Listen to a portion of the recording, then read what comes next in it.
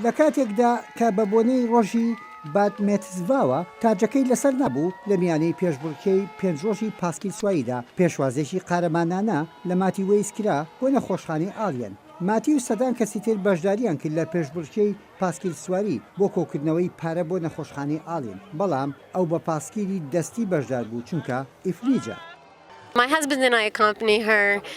و هاوژینەکەم لەگەڵی داین و بەردەوام پشتیوانی لێ دەکەین. ئەویش خۆی زۆر ماندوو دەکات. پاسکیل سوارێکی تیژڕەوە و هەندێک جاریش زۆر زانە. لەم پێشبڕکەیە گرۆم کردبوو لەسەری لە بەرەوەی بەهێزە و توانایەکی زۆری خستبووە گات. ئەو سەربازە و وەرزشەوانێکی ڕاستەقینەیە.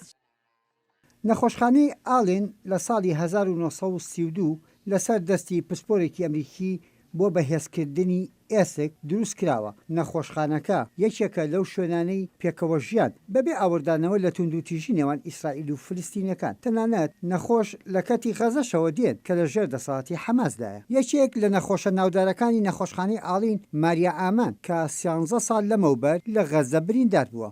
ئیسرائیل بەرپرسیارەتی ئەو هێرشەی لە ئەستۆ گرتووە و خەرجی نەخۆشخانەکەی ماریا دەدات.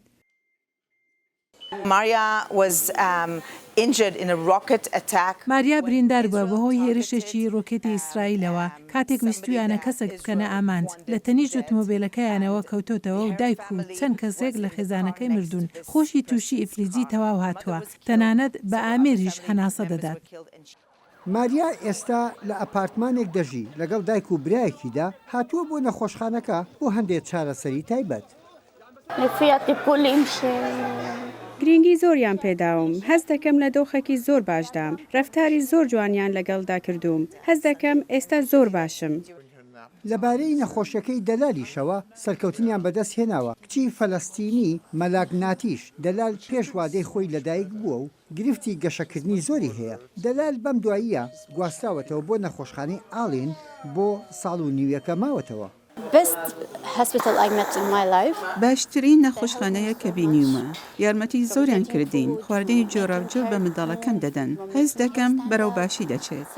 بەڕێوەبەری نەخۆشخانەکە مۆری بێری دەڵێت فەرمانبەرەکانم تەواوی توانای خۆیان خستۆتە گەر بۆ بەتەنگەوە هاتنی هەموو نەخۆشخانەکە. אימא צריכה לדעת הכל, הכל, הכל. ואתה אבא? אימוד. Every single person who works in this hospital. هەر کەسێک لەم نەخۆشخانەیە کار بکات خولی ڕاهێنانی دیوە سەبارەت بە بەرزکردنەوەی ئاستی ڕەوشەنبیریان بۆ ئەوەی چاوجێ و دڵیان کراوە بێت تاوەکو بەباشی مامەلە لەگەڵ نەخۆشدا بکەن.